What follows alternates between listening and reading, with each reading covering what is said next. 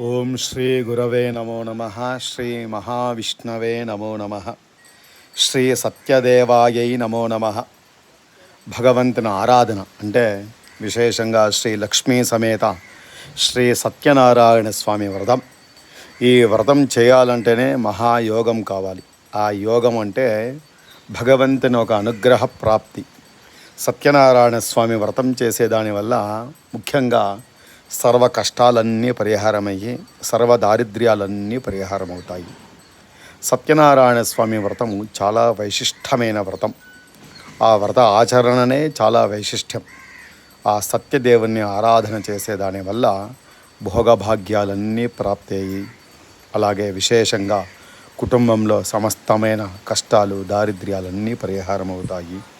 ఈ కలియుగంలో ఏదైనా ప్రత్యక్ష ఫల వ్రతం ఏదైనా ఉంది అంటే అది శ్రీ సత్యనారాయణ స్వామి వ్రతం. ఆ వ్రతం అంటే సత్యదేవుని అనుగ్రహం వలన అందరూ క్షేమంగా ఉండాలని ప్రార్థన చేస్తూ సర్వే జనో సుఖినో భవంతు, సమస్త సన్మంగళాని భవంతు. శ్రీ సత్యదేవాయ నమో నమః. శ్రీ సత్యదేవాయ నమో నమః. శ్రీ సత్యదేవాయ నమో నమః. నమస్కారాన్ సమర్పయ.